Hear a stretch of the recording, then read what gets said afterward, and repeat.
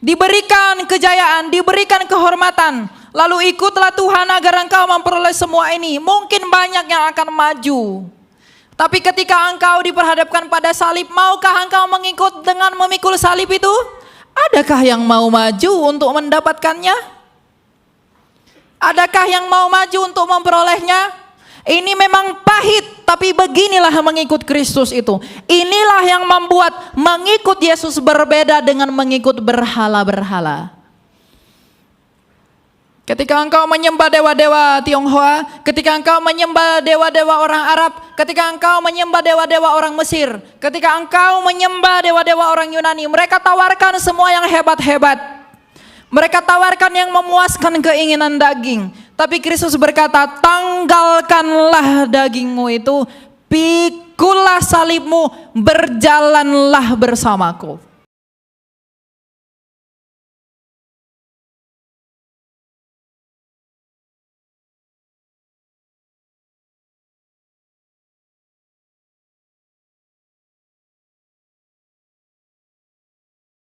Ya, kita berdoa. Haleluya.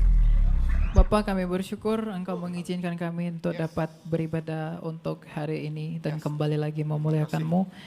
Segala puji dan syukur bagi-Mu Bapa. Untuk sekarang kami mau mendengarkan kebenaran firman-Mu lagi. Maka kiranya Engkau yang berkenan memberikan kami hikmat dan kebijaksanaan, agar kami dengan rendah hati dapat menerima kebenaran firman-Mu yang menghajar dan menegur kami agar semakin berkenan di hadapan-Mu. Terimalah kami Bapa di dalam kerajaan-Mu, ingatlah akan nama kami, rendahkanlah kami, agar kami semakin serupa dengan anak-Mu. Dalam nama Yesus kami telah berdoa. Amin. Shalom. Shalom. Masih kalah dengan yang tadi siang. Shalom. Masih kalah juga. Shalom. Oke. Shalom juga ya. Hari ini adalah sesi yang ketiga, sekaligus adalah sesi perpisahan terakhir. Saya di GSJS Surabaya sebelum saya meninggalkan Surabaya dan kembali ke tempat saya.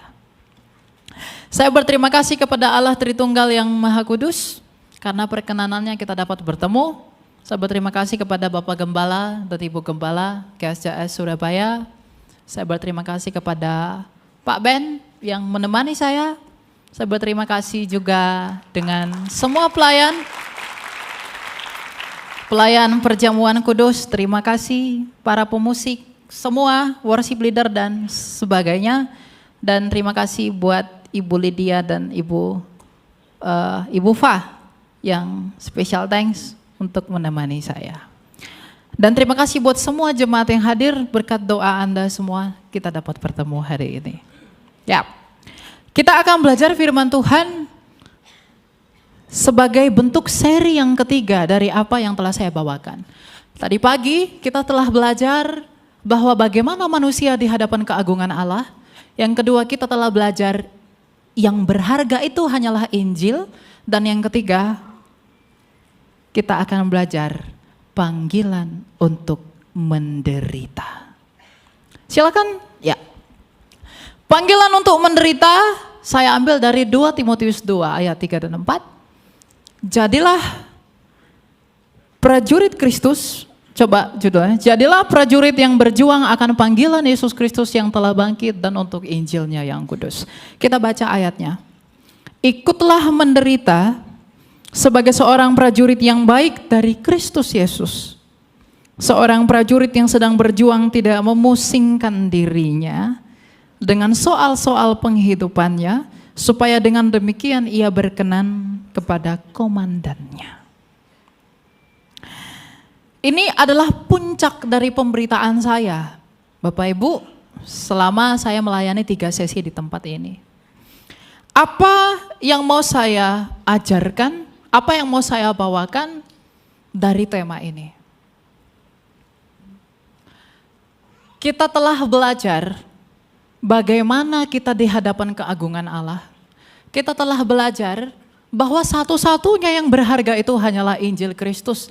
Maka sekarang kita belajar bagaimana penderitaan Kristus dan panggilan untuk itu. Maka siapkanlah hatimu, siapkanlah pikiranmu untuk menyambut dan juga melihat tentang misteri ilahi, berita penderitaan, berita Injil yang menggetarkan langit dan bumi.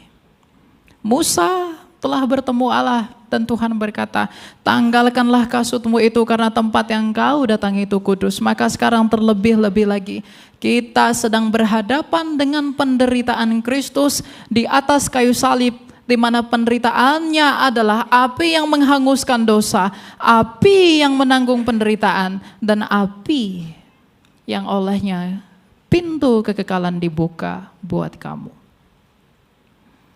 Karena Kristus telah menderita, Rasul Petrus mengatakan, bukankah ia teladan? Kalau ia sendiri telah menderita, maka kamu pun harus mengikut dan mengambil bagian di dalam penderitaan itu, supaya engkau berkenan bagi Dia yang adalah komandanmu. Maka sekarang saya mengajak semua yang mendengarkan untuk ikut menderita. Menderita di dalam apa? Di dalam Injil. Ada 3 hal yang mau saya sampaikan tentang penderitaan di dalam Kristus. Yang pertama, penderitaan itu adalah awal kita dimuliakan. Yang kedua, penderitaan itu adalah pemurnian jiwa kita. Dan yang ketiga, penderitaan itu adalah jalan yang kudus. Bukankah Kristus dengan jalan menderita telah mati di dalam penderitaannya agar engkau dan saya memperoleh keselamatan? Lihatlah Adam dan Hawa. Lihatlah kepada Yusuf, ia harus menderita, dijual sebelum ia dimuliakan. Lihatlah kepada Musa, ia harus menderita di padang gurun sebelum ia melihat tanah Kanaan. Lihatlah kepada Habel yang menderita dan dibunuh demi kebenaran oleh Kain. Dan lihatlah para nabi bangsa Israel yang telah mati dan menderita oleh karena kebenaran. Karena kebenaran itu tidak kompromi dengan apapun. Kebenaran Injil Tuhan itu menyinggung semua orang. Kalau Injil itu tidak menyinggung, itu bukan Injil. Karena Injil datang sebagai kabar yang kudus, sedangkan kita yang menerimanya begitu berdosa. Maka Injil itu akan membuat kita menderita agar kita sama dikuduskan sebagaimana Kristus menguduskan umatnya. Ketika engkau mau menghasilkan emas yang murni, maka emas itu harus dibakar dengan api. Maka Injil Tuhan, mengikut Tuhan, engkau harus menderita untuk mendapat hati yang murni. Kalau tadinya penderitaan itu adalah kutuk dari dosa, maka sekarang kita temukan sesuatu yang baru sebagai bentuk pembaruan dari penderitaan itu, bahwa di dalam Kristus penderitaan adalah jalan kita untuk memperoleh keselamatan itu dengan penuh. Karena kalau Kristus saja telah menderita bagimu dan Dia adalah teladan bagimu, lalu mengapa engkau tidak mau menderita? Kalau Dia saja yang adalah Tuhan menderita, mengapa kamu yang mengikuti dan lebih rendah dari Tuhan itu tidak mau menderita? Bukankah hamba tidak pernah lebih tinggi dari tuannya? Saya tahu bahwa kita semua di sini punya penderitaan. Kita semua di sini punya masalah. Kita di sini semua punya pencobaan. Tetapi dengan jalan itu Rasul Paulus berkata bahwa di dalam pencobaan-pencobaan yang ada padamu itu hanyalah pencobaan-pencobaan biasa. Yang dengan demikian Allah mengizinkan pencobaan itu. Ia memiliki maksud yang kudus. Agar di dalam pencobaanmu itu Ia memurnikan imanmu. Sama seperti Ayub. Iblis mencobai ia, tapi pada saat yang sama Allah menguji Ayub. Dan ketika Ayub diuji imannya, ketika ia diuji begitu berat dan ia tetap memilih beriman, upahnya adalah kemuliaan yang ia peroleh. Ayub, gambaran penderitaan Ayub dan pemulihan Ayub adalah gambaran tentang penderitaan orang Kristen yang akan mendapatkan kemuliaan. Rasul Paulus dalam suratnya kepada jemaat di Roma berkata, penderitaan kita di dalam Kristus itu tidak sebanding dengan kemuliaan yang akan kita peroleh ketika Ia datang sebagai Raja. Jadi kalau ada orang yang mau menjadi Kristen tapi ia tidak mau menderita, Kristus berkata, ikutlah aku dan pikulah salibmu. Bagaimana caranya saya memikul salib? Menyalibkan egomu, menyalibkan dosa-dosamu, keluar dari hawa nafsumu yang membinasakan. Sebab engkau telah menerima misteri di dalam perjamuan kudus. Tubuh dan darahnya adalah api yang menghanguskan. Kalau tubuh dan darahnya telah tercurah di kayu salib 2000 tahun lalu, dan engkau telah menerima itu dalam mistika perjamuan ilahi, maka seharusnya kita yang menerima tubuh dan darah Kristus juga harus menanggung dan ikut menderita dan menghasilkan hidup yang kudus. Penderitaan kita adalah meninggalkan kedagingan kita. Penderitaan di sini bukan berarti kamu tidak perlu cari uang lalu kamu tidak makan, kamu tahan lapar, bukan. Tapi penderitaan di sini adalah bagaimana kita setiap hari berusaha untuk melawan apa yang daging kita ingini, sehingga kita semakin lama semakin sempurna dengan Kristus. Orang kudus adalah orang yang mau dikuduskan. Orang fasik adalah orang yang menolak pengudusan. Maka untuk menjadi murni, kita harus dibakar dengan api. Untuk memiliki iman yang murni, kita harus dibakar dengan penderitaan. Mengikut Yesus bukan tentang kesenangan yang kamu peroleh. Setiap ada orang yang datang kepada saya mau percaya Yesus, saya selalu bilang, ikut Yesus tidak enak. Kamu jangan berpikir ikut Yesus kamu bisa dapat segala sesuatu. Ikut Yesus engkau harus menyalibkan dirimu. Engkau tidak peduli apa yang dikatakan Rasul Paulus tadi. Tentang penghidupanmu. Karena kamu punya iman, di mana imanmu itu akan menyelamatkan kamu. Menjadi orang Kristen adalah panggilan untuk menderita.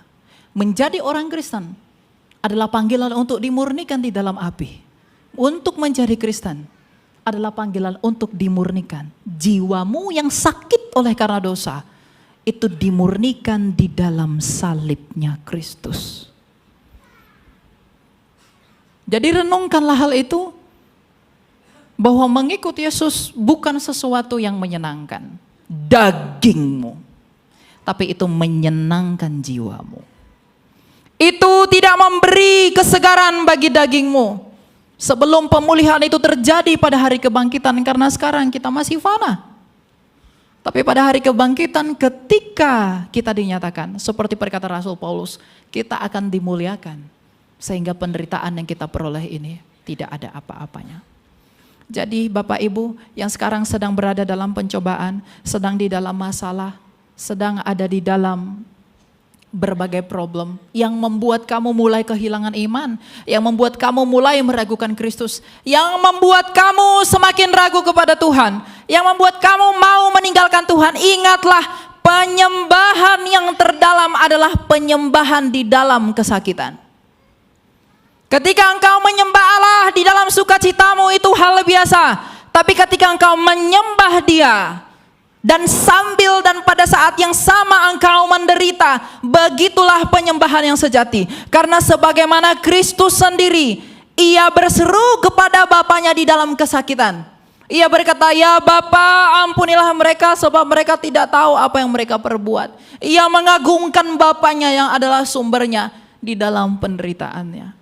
Dan kalau Ia teladan, maka engkau dan saya harus mengikuti Dia yang adalah teladan itu. Ignatius ketika dia mau dimakan di kandang singa, dia berkata, biarlah singa-singa memakan tubuhku, agar Kristus yang adalah roti hidup memulihkan aku.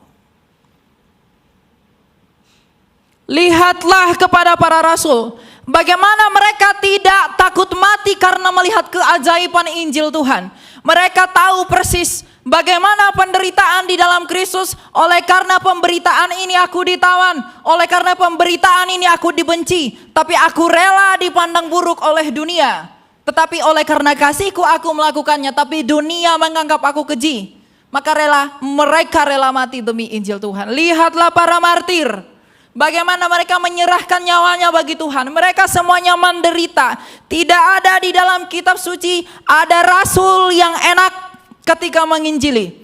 Tidak ada di dalam kitab suci hamba Tuhan yang enak di dalam pemberitaan mereka. Penolakan sebagaimana Kristus ditolak, Rasul Paulus ditolak, Rasul Yohanes ditolak, Rasul Petrus disalib terbalik. Semua pemberita Tuhan itu dibenci oleh orang-orang yang tak mengenal Allah. Itulah penderitaan para hamba Tuhan. Kalau para hamba Tuhan play safe, bermain aman, engkau hamba daging, bukan hamba Tuhan. Kalau hamba Tuhan bermain aman, kalau hamba Tuhan bermain-main dengan firman Tuhan, kompromi dan mencampurkannya dengan apa yang di luar dari kehendak ilahi dan misteri ilahi itu, yang adalah Injil yang agung itu, engkau bukan hamba Tuhan. Bahkan kalau saya pun mengkompromikan itu dengan pikiran-pikiran saya yang tidak seturut dengan keinginan Kristus, maka buanglah saya, jangan dengarkan saya. Karena Injil itu menelanjangi dosamu. Saya berharap GSJS adalah gereja yang menelanjangi dosa setiap orang yang datang ke tempat ini. Tapi tidak hanya menelanjanginya, tetapi juga menanggung beban penderitaan itu dengan membawa jemaatnya keluar dari penderitaan agar semakin serupa dengan Kristus. Gereja adalah ibu. Makanya di dalam Wahyu 12 ada tentang perempuan yang mengandung yang ada 12 bintang di atas kepalanya. Itu adalah simbol gereja yang didirikan di atas 12 para rasul. Jadi gereja adalah ibu, di mana melalui gereja kita menemukan kasih Allah, melalui gereja kita bisa menemukan terang, dan di dalam dan melalui gereja kita menemukan pertobatan. Maka gereja harus siap menderita sebagaimana gereja mula-mula dianiaya oleh orang-orang jahat. Berbahagialah mereka yang mati sebelum masa kesusahan itu. Berbahagialah mereka yang mati di dalam Kristus. Karena kalau waktu kesusahan itu tiba, anti Kristus itu dinyatakan, mungkin banyak yang murtad meninggalkan dia. Maka panggilan menjadi Kristen itu panggilan untuk menderita. Kalau ada orang yang mau percaya Yesus karena dia melihat betapa spektakulernya panggung. Kalau ada orang mau percaya kepada Yesus karena ia melihat betapa megahnya gereja. Ujilah dirimu sendiri. Apakah jikalau aku menyediakan satu lilin di sini dan tidak ada orang, maukah engkau hadir di dalam perjamuan ini?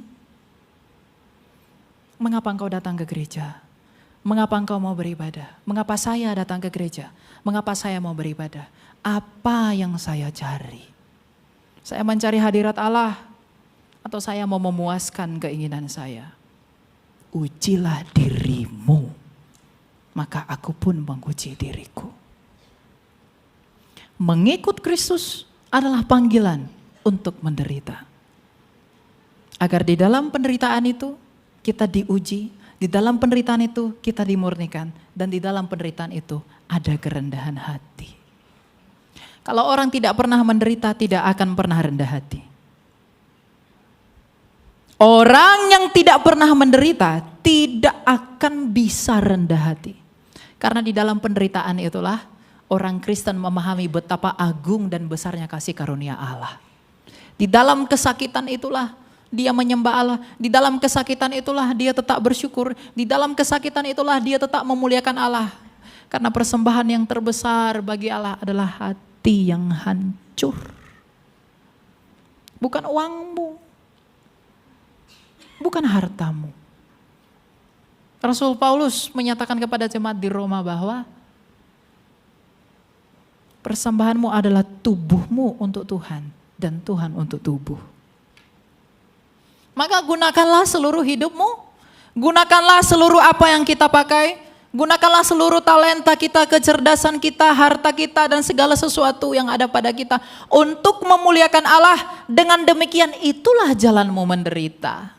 Mungkin engkau sangat sulit untuk memberi waktumu bagi saudaramu, tapi ketika engkau rela melawan itu dan akhirnya memberikan waktumu, itulah pengorbananmu dan itulah penderitaanmu. Ada begitu cantik orang di sana. Aku ingin bersama-sama dengan dia dan mau berdosa dengan dia. Tetapi kalau engkau melawan keinginanmu itu, itulah penderitaanmu. Ketika ada yang menggodamu dan itu begitu menyenangkan, lalu engkau berusaha menolak keinginan dagingmu itulah penderitaanmu. Ketika ada orang yang berusaha ingin memberikan engkau yang baik tetapi bukan hasil dari yang baik, engkau menolaknya meskipun itu menjanjikan bagi hidup dan dagingmu, itulah penderitaanmu jikalau kamu menolaknya. Artinya apa? Injil yang telah kita perkatakan itu menuntut kita untuk bisa jujur di dalam apa yang Dia kehendaki. Jadi menjadi Kristen itu tidak mudah. Tuhan Yesus berkata jalan itu sempit. Jangan ada orang berpikir jalan itu begitu lebar. Sehingga dengan kebebasanku, tanpa pertobatanku, tanpa keinginan hatiku yang mau menderita bersama Kristus. Sebagaimana Kristus dalam keadaannya sebagai manusia tidak berdosa. Dan kita yang mengenakan Kristus dalam baptisan berusaha untuk tidak hidup di dalam dosa. Orang yang seperti itu adalah orang yang diperkenankan Allah. Sekarang tanyakan pada hatimu, apakah engkau mau rela menderita, melepaskan semua keinginan dagingmu? Melepaskan semua hawa nafsumu yang membinasakanmu, melepaskan semua yang membuatmu semakin jauh dari Allah dan semakin hidup di dalam dosa. Kalau kita tidak mau melepaskan itu, berarti kita tidak mengenal Tuhan. Adalah kekejian kalau kita mengatakan saya orang yang diselamatkan, tapi kita tidak punya hati yang mau menderita bagi Kristus. Adalah kekejian bagi orang Kristen mengatakan, aku pasti diselamatkan. Tapi pada saat yang sama, ia tidak mau menanggalkan manusianya yang lama. Dan adalah kekejian bagi orang yang mengatakan, aku sudah diselamatkan. Bagi orang yang tidak mencintai salib Tuhan. Karena mungkinkah ada cinta tanpa pengorbanan? Adakah cinta tanpa pengorbanan? Bagaimana kamu tahu bahwa Allah itu mengasihimu? Tapi Injil Yohanes begitu agung mengatakan, karena begitu besar kasih Allah akan dunia ini, sehingga Ia mengaruniakan, berkorban buat Tuhan, buat kita manusia. Maka kita pun harus mau melakukan hal yang sama. Mengorbankan waktu kita, mengorbankan pikiran kita, mengorbankan apa yang ada pada kita bagi kemuliaan Allah. Karena di dalam hal itulah cintamu dinyatakan. Mungkinkah engkau menyatakan aku mencintaimu, tapi engkau tidak mau berkorban bagi Dia yang kamu cintai? Untuk itulah mengikut Yesus adalah panggilan untuk menderita. Juallah semua dan ikutlah aku. Tinggalkan semua dan ikutlah aku. Biarlah orang mati menguburkan orang mati. Ini sulit kita terima. Tapi itulah kebenarannya. Tapi ada penghiburan bagi kita. Bahwa orang Kristen yang mengaku sebagai Kristen. Kalau kita punya hati, punya motivasi yang kuat di dalam hati kita. Di atas perenungan kita akan salib Tuhan itu. Kita mau berubah, kita mau keluar dari kesalahan kita mau keluar dari segala kenajisan kita mau keluar dari segala dosa-dosa kita. Tuhan akan memampukan kita kalau kita mau untuk keluar. Jangan hina karunia Allah dengan menghamba pada dua Tuhan. Engkau tak bisa. Ini bukan teguran buat Anda, ini teguran buat saya juga. Firman Tuhan ini adalah pedang yang menusuk kamu dan menusuk saya. Saya mengatakan ini bukan karena saya sudah sempurna di dalam pertobatan saya. Tapi saya mengatakan ini agar kamu semua, kita semua juga ikut berjuang di dalam perjuangan para hamba-hamba Tuhan. Kalau kamu mau cari yang sempurna, tak ada yang sempurna. Semua bercacat celah. Tapi keinginanmu itu untuk menjadi sempurna, apakah ada? Salib Tuhan itu bukti cintanya. Tapi jangan lupa, salib Tuhan juga bukti pengorbanannya dan bukti penderitaannya. Maka kalau kamu selalu melihat kepada salib, mungkinkah engkau hanya menerima kasihnya tapi tidak mau menerima penderitaannya? Jadi kalau kamu sekarang di dalam masalah, siapapun yang ada di dalam masalah, di dalam pencobaan, di dalam ujian apapun yang ada dalam hidupmu, ingatlah satu hal, berbahagialah kamu yang sedang diuji. Berbahagialah kamu yang sedang menderita. Di dalam penderitaan itulah kamu sedang diberi kesempatan untuk membuktikan bahwa kamu murni atau tidak. Berbahagialah emas ketika dibakar dalam api agar tidak ada logam-logam yang tidak emas. Berbahagialah emas yang dibakar di dalam suhu yang paling panas, agar di dalam ia tidak ada yang tidak emas. Berbahagialah kamu kalau kamu menderita, agar di dalam kamu tidak ada kepalsuan. Di dalam kamu tidak ada yang tidak murni. Tapi ketika engkau bebas, engkau bisa keluar di dalam penderitaan itu, jiwamu menjadi murni. Sama seperti Ayub yang pada akhirnya murni, sama seperti para martir yang memang murni, sama seperti para rasul yang memang murni. Ada orang yang berusaha ingin menginjili, menyampaikan berita Injil, tapi ia sendiri takut mati. Saya tidak mengajak Anda untuk mati. Saya mengajak Anda untuk cinta kepada kebenaran Tuhan. Tetapi cinta itu adalah pengorbanan. Dan Anda harus mau menderita di dalam pengorbanan itu. Semua orang punya hal-hal yang mereka temui dalam hidupnya. Yang membuat ia, aduh kalau aku kasih ini, kalau aku lakukan ini, aku jadi enggak begini dong. Aku jadi begini dong, aku jadi begini dong. Cintamu dan kasihmu kepada Allah terlihat dari apa yang kamu lakukan itu. Jadi menderitalah bersama Kristus. Karena kemuliaan yang akan kamu terima di dalam iman dan pengharapanmu tidak sebanding dengan penderitaan yang kamu miliki. Dengan penderitaan itu, itulah jalan kita dimurnikan. Di dalam penderitaan itu, itulah jalan kita dibuktikan. Melalui penderitaan kita akan terlihat apakah kita orang yang setia atau tidak. Kalau kita menemui ada hal-hal yang tidak setia dalam hati kita, maka kita evaluasi, koreksi diri, bertobat, mencari hal-hal yang baru dari Tuhan, agar kita semakin sempurna, sempurna dan sempurna. Ingat, jalan itu sempit. Jalan itu sempit. Kristus menderita, mengapa engkau tak mau menderita? Puji Tuhan, haleluya, ketika kita memperoleh apa yang kita mau. Tapi mengapa Tuhan begini? Apakah engkau Tuhan? Apakah aduh aku mau cari yang lain aja? Aku mau meninggalkan Tuhan aja karena kamu menderita. Padahal kita lupa bahwa sebenarnya penderitaan adalah cara Tuhan untuk membuktikan kamu orang percaya atau tidak. Kamu orang yang sungguh-sungguh atau tidak. Makanya Alkitab ini begitu agung Bapak Ibu. Tokoh di dalam Alkitab, para nabi dibunuh oleh orang Israel, berusaha dibunuh orang Israel dan mereka tetap setia kepada Allah. Itu mereka murni. Rasul-rasulnya Tuhan juga dibunuh dengan begitu rupa. Itu membuktikan mereka murni. Tapi pertanyaannya sekarang, apakah Elia Myron itu murni? Belum tentu, karena saya belum mati. Apakah sahabat-sahabatku itu murni? Kalau kita di dalam ujian diri kita sendiri menemui bahwa kita belum murni, maka Injil Tuhan memanggil kita untuk murni. Melalui apa? Kerendahan hati. Dan bagaimana kita memperoleh kerendahan hati itu? Penderitaan.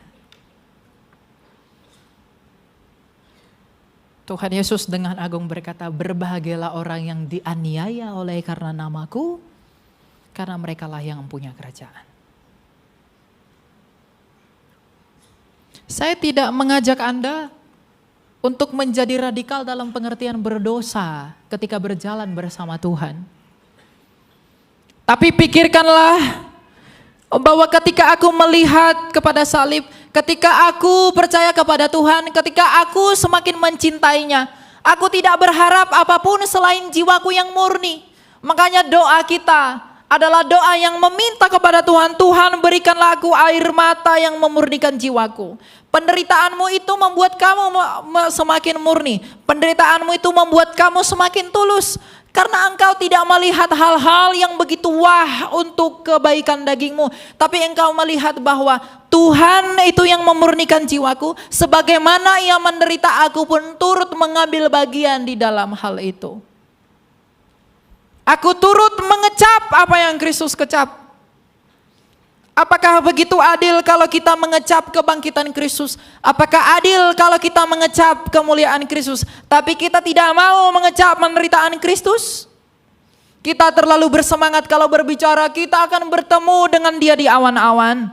Kita akan menyaksikan hari kebangkitan. Dia adalah hakim yang menyala seperti api, yang menghanguskan orang berdosa. Tapi ketika kita berbicara, apakah kamu mau juga menderita sama seperti Kristus yang menderita?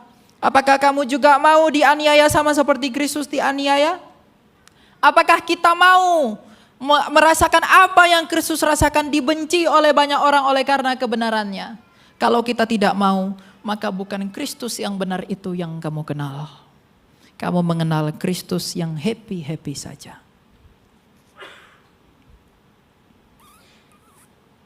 Maka panggilan Injil itu memanggil kita dengan jalan memperdamaikan manusia kepada Allah. Maka manusia itu harus dimurnikan. Kenapa Adam dan Hawa itu perlu diuji melalui pohon pengetahuan? Agar ia dimurnikan, yang dengan jalan itu ia dapat serupa dengan Allah. Ingatkah kita bahwa manusia diciptakan untuk menjadi segambar dan serupa dengan Allah? Dan untuk menjadi serupa dengan Allah, manusia itu diuji. Tapi pada akhirnya manusia itu gagal menjadi serupa dengan Allah karena ia berdosa, karena ia tidak taat. Maka kalau kita mau menjadi serupa dengan Allah, karena kita semua ini adalah gambar Allah yang telah kehilangan kemuliaan Allah, maka untuk bisa menjadi serupa dengan Dia, menderitalah di dalam ujian iman. Agar kita murni dan di dalam kemurnian itu kita bermegah. Bukan sombong, tapi bermegah bahwa Tuhan mengizinkan aku menderita, Tuhan memurnikan aku, Tuhan memurnikan jiwaku melalui apa yang Ia izinkan dalam hidupku, agar aku sendiri bersuka cita karena di dalam penderitaanku aku menemukan Kristus yang juga telah menderita. Ini tidak menyenangkan telinga Anda, saya tahu itu. Tapi saya bukan mau menyenangkan Anda. Ini bukan yang Anda harapkan. Tapi inilah kenyataannya. Maka marilah menderita bersama Kristus karena Injilnya. Karena di dalam kabar baik, itu tidak bermakna selalu baik. Kabar baik, itu adalah hasil yang baik yang diperoleh dari pemurnian melalui penderitaan. Maukah Anda menderita bersama Tuhan? Maukah Anda diuji bersama Tuhan? Tidak ada yang mau kan? Apakah Anda mau? Ketika saya katakan, apakah engkau mau diberkati? Pasti amin. Tapi Anda lupa, berkat yang terbesar adalah kemurnian jiwamu melalui penderitaan itu.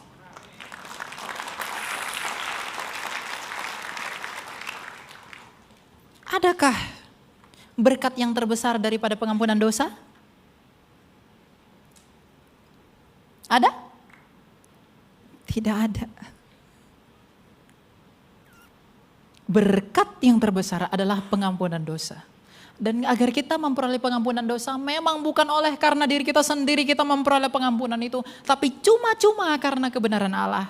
Tetapi untuk menerima itu, untuk bisa menjadi serupa dengan berita itu, kita harus mau dimurnikan agar bisa menyambut hal itu. Karena kita ini kotor. Elia Myron ini kotor, najis. Sama seperti Yesaya mengatakan mulutku penuh najis. Kalau Yesaya saja mengatakan itu, maka saya pun mengatakan saya begitu najis. Maka kita perlu dimurnikan, kita perlu hati kita benar-benar pure untuk menyambut Tuhan. Apakah kita benar-benar mau mengikuti Dia? Kalau mungkin ada orang yang mau bertuhan, mereka disejajarkan di depan ini kemegahan, diberikan kejayaan, diberikan kehormatan, lalu ikutlah Tuhan agar engkau memperoleh semua ini. Mungkin banyak yang akan maju. Tapi ketika engkau diperhadapkan pada salib, maukah engkau mengikut dengan memikul salib itu? Adakah yang mau maju untuk mendapatkannya? Adakah yang mau maju untuk memperolehnya? Ini memang pahit, tapi beginilah mengikut Kristus itu. Inilah yang membuat mengikut Yesus berbeda dengan mengikut berhala-berhala. Ketika engkau menyembah dewa-dewa Tionghoa, ketika engkau menyembah dewa-dewa orang Arab, ketika engkau menyembah dewa-dewa orang Mesir, ketika engkau menyembah dewa-dewa orang Yunani, mereka tawarkan semua yang hebat-hebat. Mereka tawarkan yang memuaskan keinginan daging. Tapi Kristus berkata, tanggalkanlah dagingmu itu, pikullah salibmu, berjalanlah bersamaku. Makanya dia berkata, jalan itu sempit.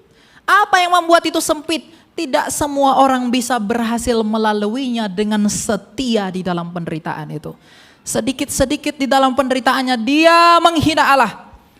Sedikit-sedikit di dalam penderitaannya dia mengecilkan Allah seakan-akan dia bukan orang percaya kepada Allah. Apakah imanmu tergantung dari apa yang kamu peroleh? Kalau imanmu tergantung dari apa yang kita peroleh, kita bukan orang percaya. Karena apakah yang diperoleh Petrus? Apakah yang diperoleh Andreas? Apakah yang diperoleh oleh Paulus? Apakah yang diperoleh oleh Ignatius? Apakah mereka mendapatkan rupa-rupa duniawi, permata-permata yang begitu indah? Tidak. Tapi mereka mendapatkan kemurnian jiwa. Sehingga salah satu dari mereka mampu berkata, pangganglah aku di sebelah sini. Karena aku sudah siap menemui Tuhanku. Salibkanlah aku. Karena dengan jalan itu aku menemui Tuhanku. Karena kematian bagi orang Kristen bukanlah duka cita. Kematian bagi Kristen adalah sukacita menyambut Firdaus yang agung itu. Jadi berkat terbesar adalah kemurnian jiwa. Apakah semua orang mau diberkati? Apakah semua orang mau diberkati? Apakah semua orang mau menderita? Kok agak beda ya? Saurnya beda gitu. Ya, ingat Bapak Ibu, berkat yang terbesar itu adalah pengampunan dosa, tapi berkat yang tidak kalah besar adalah kemurnian jiwa. Kita mengikuti Tuhan kita itu karena apa? Dan untuk mendapatkan kemurnian jiwa, kita harus melewati berbagai penderitaan untuk mengikuti Dia. Dan yang menemani kamu di dalam penderitaan itu adalah harapanmu di dalam iman kepada Kristus. Makanya sabdanya ketika dia mau terangkat ke sorga, ia berkata, aku senantiasa menyertai engkau sampai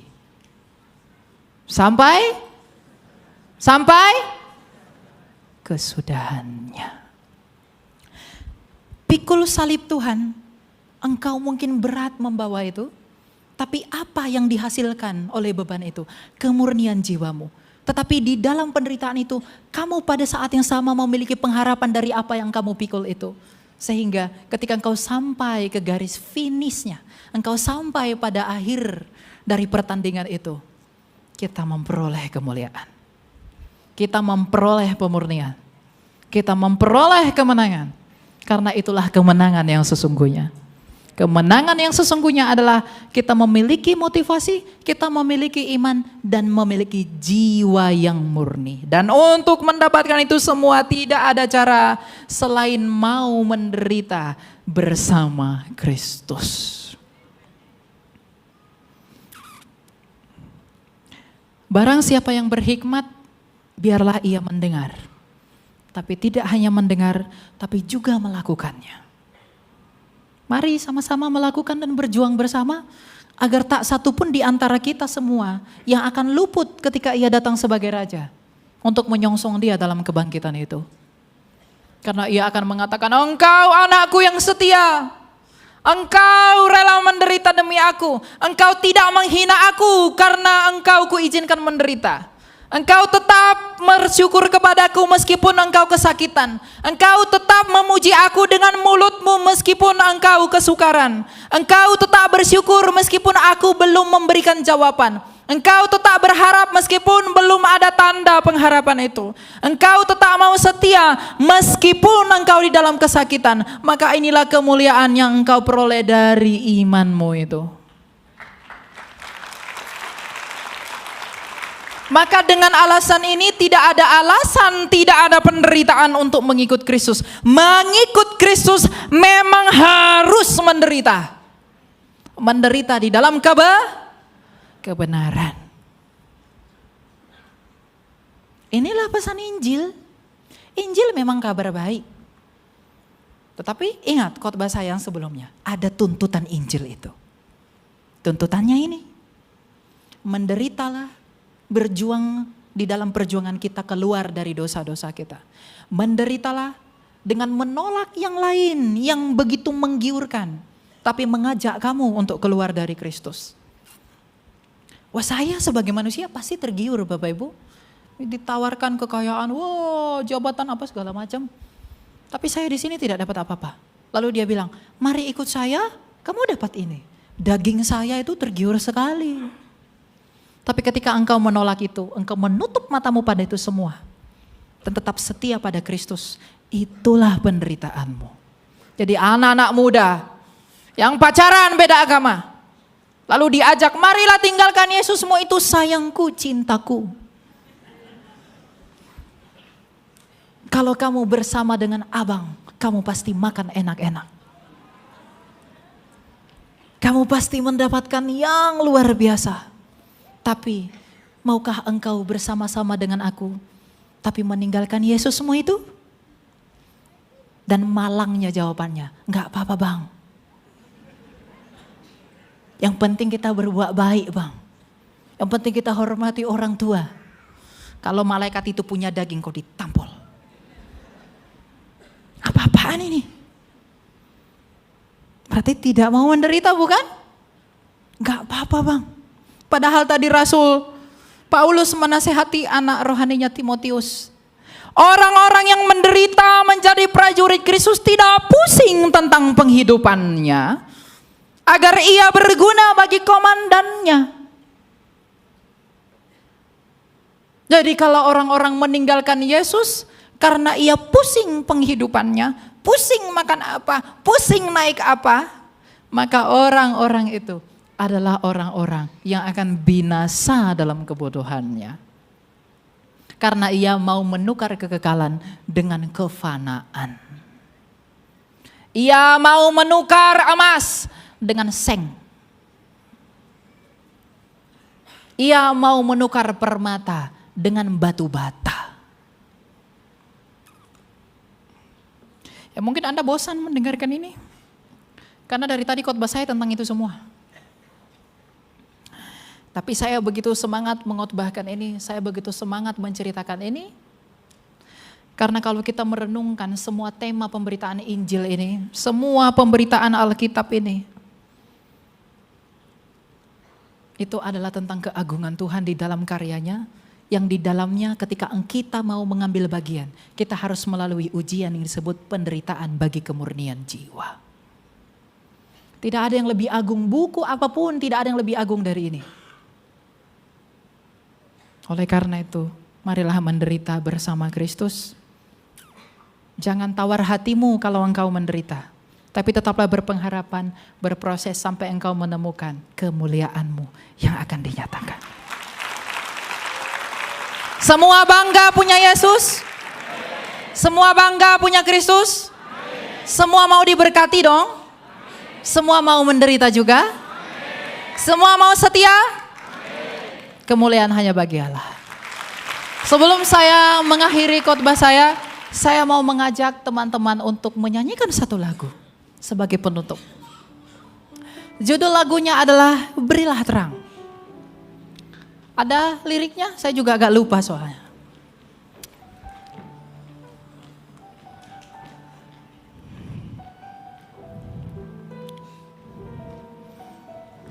Inilah poin dari apa yang kita sampaikan dari tadi pagi. Apa itu? Tahu lagu ini? Jangan kita tinggal diam mendengar, berilah terang, berilah terang. Injil Tuhan haruslah kita sebar, berilah terang, berilah terang, berilah terang. Pelita Injili menyentak yang terlelap, berilah terang. Pelita Injili menyentak yang terlelap. Lebih semangat sekali lagi. Jangan kita tinggal diam mendengar, berilah terang, berilah terang. Injil Tuhan haruslah kita sebar, berilah terang, berilah terang, berilah terang. Pelita Injili menyentak yang terlelap, berilah terang. Pelita Injili menyentak yang terlelap. Jadilah terang dan garam dunia, sentaklah mereka yang gelap. Kabarkan Injil Tuhan karena engkau bangga punya Kristus, engkau bangga punya Tuhan yang telah berkorban bagi kamu. Maka di dalam kebanggaan itu menderitalah dengan perkabaran Injil bagi seluruh dunia. Kemuliaan hanya bagi Tuhan. Saya berdoa semoga GSJS adalah gereja yang diperkenankan Tuhan, semakin hebat dalam penginjilan, semakin membawa jiwa, semakin memuliakan Tuhan. Tuhan memberkati dan kita berdoa. Mari kita berdoa. Bapa Sorgawi yang kami puji dan sembah di dalam Tuhan kami Yesus Kristus. Terima kasih Bapa, Engkau menyertai kami hingga pada sesi hari ini.